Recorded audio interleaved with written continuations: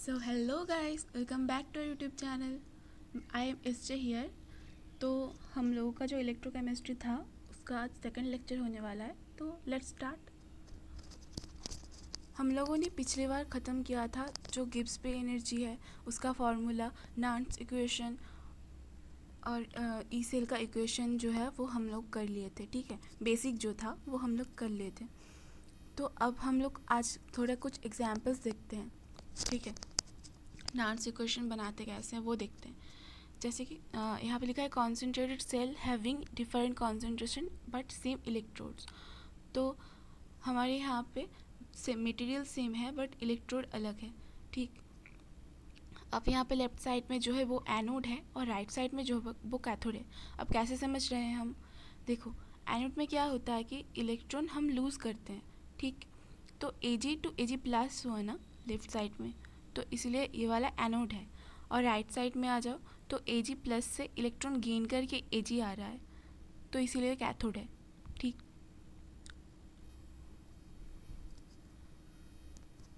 Cathode में reduction reaction होता है और एनोड में ऑक्सीडेशन रिएक्शन होता है। ठीक, रिडक्शन मतलब इलेक्ट्रॉन गेन करना और ऑक्सीडेशन मतलब इलेक्ट्रॉन छोड़ देना। तो हम लोग यहाँ पे ई ऑक्सीडेशन पे आते हैं, तो E nought oxidation minus 0.059 by N log of Q oxidation. अब यहाँ पे इन कितना होगा? 1 आ जाएगा। देखो Ag से Ag प्लस हो रहा है ना, तो ये इन इक्वल टू 1 आ जाएगा।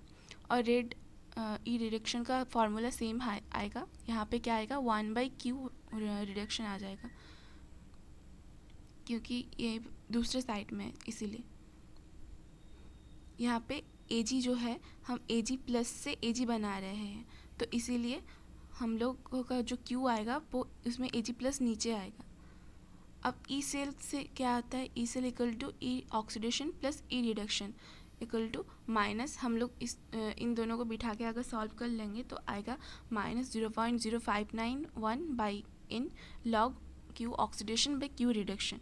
ठीक है, अब क्यू ऑक्सीडेशन क्या है? Ag प्लस एल और लेफ्ट साइड वाला Ag प्लस, और क्यू ऑक्सीडेशन रिडक्शन क्या है? राइट साइड वाला Ag प्लस। ठीक, अब यहाँ पे कॉन्सेंट्रेशन क्वेश्चन में दिया होगा और हम लोग Ag का कॉन्सेंट्रेशन का वैल्यू पुट करेंगे और ई सेल निकाल लेंगे। अब आते हैं ये वाला जो है हाइड्रोजन इलेक्ट्रोड का। तो प्लैटिनम है, H2 से H प्लस बन रहा है एनोड में, और यहाँ पे कैथोड पे क्या बन रहा है? H प्लस से H2। ठीक, दोनों ही प्लैटिनम इलेक्ट्रोड है। अब यहाँ पे H1 जो है वो गैस है, वो उसका कॉन्सेंट्रेशन दिया नहीं, उसका प्रेशर दिया हुआ है, और H प्लस का कॉन्सेंट्रेशन दिया हुआ है। ठीक, अब यहाँ पे आते हैं, यहाँ पे क्या होता है कि H2 से 2H plus plus 2E minus होता है। ठीक, और ये कौन सा रिएक्शन है? ये वाला एनोड रिएक्शन है। ठीक, यहाँ पे इलेक्ट्रॉन छोड़ रहे हैं तो ये एनोड रिएक्शन हो गया। तो क्यू ऑक्सीडेशन इक्वल टू क्या आ जाएगा? H plus square by P1 equal to, यहाँ पे H प्लस का कॉन्सेंट्रेशन क्या है? C1 के C1 स्क्वायर बाई P1 हो जाएगा। हम लोग कॉन्सेंट्रेशन और प्रेशर से Q जो है उसका वैल्यू निकाल सकते हैं। ठीक, अब यहाँ पे आएगा क्या? Cathode reaction 2E minus plus H2H plus equal to H2। अब यहाँ पे हम लोग सेम Q रिडक्शन निकाल लेंगे। तो Q रिडक्शन क्या आएगा? P2 by C2। ठीक, एक्चुअल में C2 स्क्वायर आएगा ये।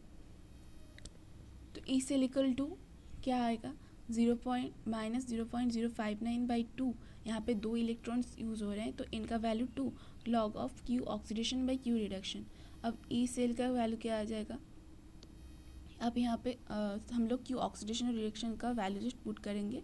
जैसे कि क्यू ऑक्सीडेशन कितना आया था? C1 by C1 square by P1, और यहाँ पे क्यू रिडक्शन आया था P2 बाई C2 स्क्वायर। तो हम लोग C को इस साइड में कॉमन ले लेंगे और P अलग से ले लेंगे। ठीक, बस इसको सॉल्व करना है।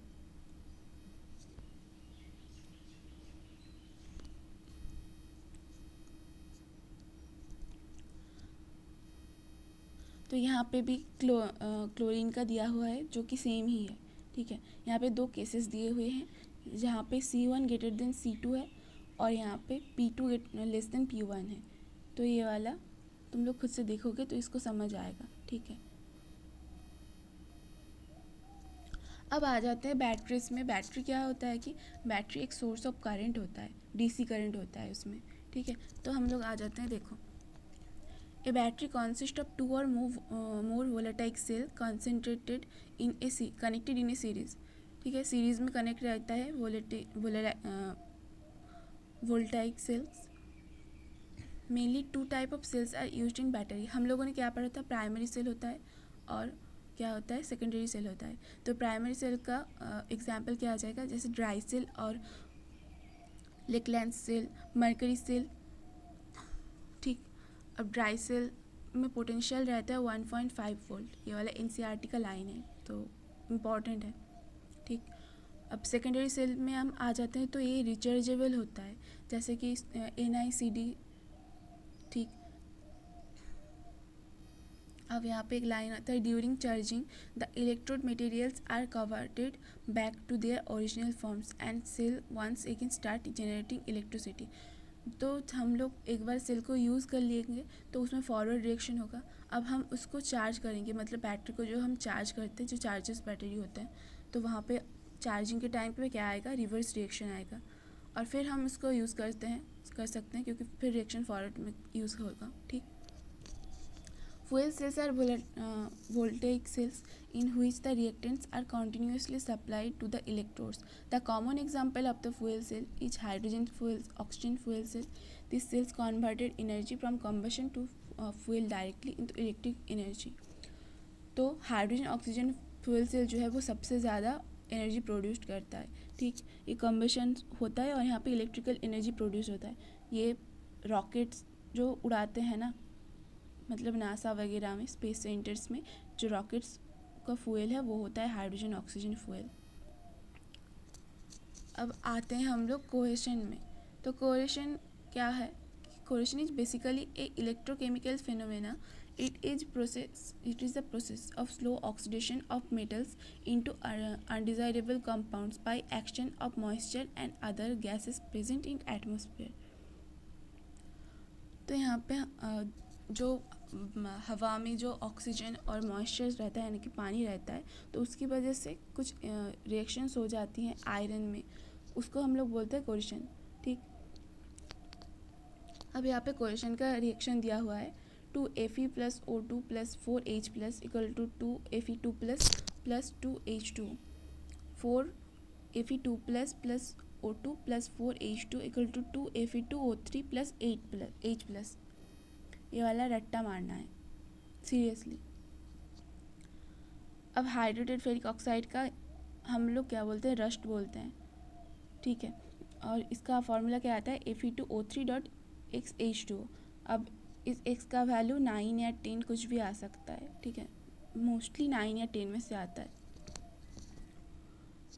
अब जो कोहेशन मेटल का हो रहा है, तो वो प्रिवेंट करता है barrier protection, electroplating, galvanise, protect कर सकते हैं हम लोग कुछ तरीके से, जो कि है बैरियर प्रोटेक्शन, इलेक्ट्रोप्लेटिंग, गैल्वेनाइजेशन और concentrating object metal to more electropositive metal. मतलब हम लोग उसको मोर एक इलेक्ट्रोपॉजिटिव मेटल से रिप्लेस कर देंगे, रिप्लेस नहीं, मतलब उसमें डाल देंगे उसके साथ। तो क्या होगा कि जो ज़्यादा इलेक्ट्रोपॉजिटिव है उसमें रस्ट आएगा, बट हमारा जो असली जो मेटल है वो बच जाएगा। या हम लोग यूज़ करते हैं ना जहाज़ में देखना, मैग्नीशियम प्लेट्स लगे हुए होते हैं, तो इसी का एग्जांपल है। मैग्नीशियम प्लेट रहेगा तो उसका इलेक्ट्रोपॉजिटिविटी आयरन से ज़्यादा है, तो जब समंदर में बोट जाएगा और समंदर के जो नमक है उसके मतलब उसके पास आएगा, तो मैग्नीशियम में रिएक्शन होगा, बट आयरन बच जाएगा, यानी कि जो जहाज़ का जो मेन बॉडी है वो सही रहेगा, ठीक।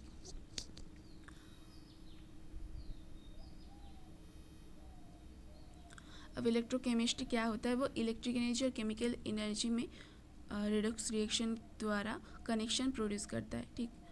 ये भी एनसीईआरटी का लाइन है। अब यहाँ पे हम आ जाते हैं कि रेजिस्टेंस क्या है। तो हम लोग अगर एक वायर में हम लोग करंट दौड़ा रहे हैं, ठीक है, तो वो करंट को ना रेजिस्ट करने के लिए एक वायर के अंदर ही एक प्रॉपर्टी होता है जो करंट को थोड़ा बहुत रेजिस्ट करता है, जिसको हम लोग रेजिस्टिविटी बोलते हैं, और उसका फॉर्मूला होता है R = ρ × L/A, जहाँ पे रो यहाँ पे कांस्टेंट है, और एल होता है वायर का लेंथ, और ए होता है वायर का जो एरिया ऑफ क्रॉस सेक्शन है वो, और आर होता है रेजिस्टेंस, और आर का यूनिट होता है ओहम। स्पेसिफिक कॉन्डक्टेंस क्या आता है, वो स्पेसिफिक कॉन्डक्टेंस और कापा इक्वल टू 1/रो आता है। ये फॉर्मूला है, इसको याद रखना है। कंडक्टेंस आता है क्या, रेजिस्टेंस का अपोजिट, तो 1/r। अब यहाँ पे हम लोग कापा का वैल्यू कंडक्टेंस से निकाल सकते हैं, जैसे कि k equal to C into L by A. यहाँ पे हम लोगों को क्या आया था, r equal to rho into L by A, तो k equal to C into L by A. ठीक है, जहाँ पे एल बाई ए क्या है, सेल कॉन्स्टेंट। और हाँ से एल बाई ए का वैल्यू हमेशा कांस्टेंट ही रहता है, मतलब इसका जो रेशियो आता है वो कांस्टेंट रहता है। एल का वैल्यू चेंज हो सकता है, ए का वैल्यू चेंज हो सकता है, बट एल बाई ए का रेशियो एक मटेरियल के लिए सेम ही रहेगा हमेशा। कंडक्टेंस का यूनिट क्या है, रेजिस्टेंस का अपोजिट है तो हम इनवर्स, और इसको सीमींस बोलते हैं, सीमींस बोलते हैं एक्चुअली। और स्पेसिफिक कॉन्डक्टेंस का यूनिट क्या आता है, रो इनवर्स, सेमी इनवर्स, ठीक, और सीमेंस सेमी इनवर्स। तो इक्विवेलेंट कॉन्डक्टेंस में आ जाते हैं। इक्विवेलेंट कॉन्डक्टेंस में क्या आता है, के बाई सी इक्विवेलेंट। ठीक है, अब सी इक्विवेलेंट का वैल्यू क्या आएगा, नॉर्मेलिटी बाई 1000। तो यहाँ पे इक्विवेलेंट कॉन्डक्टेंस आ जाता है के इंटू 1000 बाई नॉर्मेलिटी। इसको हम लोग लैम्डा इक्विवेलेंट से डिनोट करते हैं। यहाँ पे जो ये साइन है, ये लैम्डा इक्विवेलेंट है, लैम्डा है।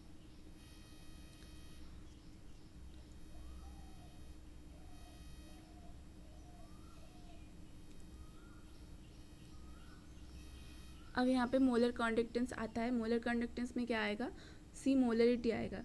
ठीक है, तो के इंटू 1000 बाई मोलरिटी। इक्विवेलेंस कॉन्डक्टेंस पे नॉर्मलिटी आ रहा था, और मोलर कॉन्डक्टेंस में उसकी नॉर्मलिटी की जगह मोलारिटी आ रहा है। ठीक है, तो यहाँ पे इसका यूनिट क्या आ जाएगा, ohm inverse, semi square, mole inverse. ठीक, अब एक लॉ आता है कि कॉचीज लॉ, और ये वाला अप्लाइड होता है इनफाइनाइट डाइल्यूशन के लिए। ठीक, अब लॉ क्या आता है कि lambda infinite electrolyte equal to lambda cation plus lambda anion. ठीक है,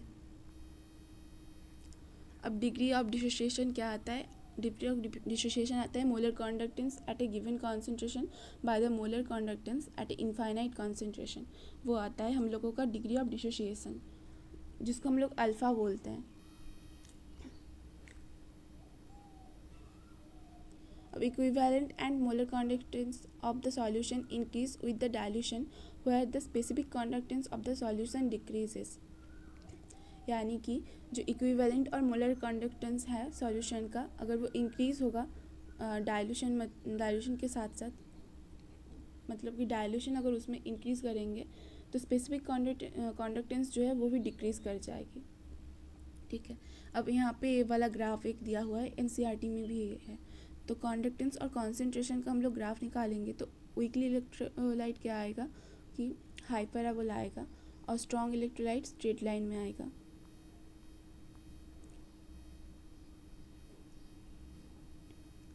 ओके, तो ये वाला चैप्टर भी ख़त्म हो गया। तो गुड बाय, एंड जिसका भी डाउट है वो मेरे को कमेंट करो नीचे। ठीक है, और जो तुम लोगों को समझने में प्रॉब्लम हो रही है वो भी बताओ। ठीक, तो हम लोगों का कम्युनिकेशन बना रहेगा। ओके, तो बाय, मिलता है नेक्स्ट वीडियो पे।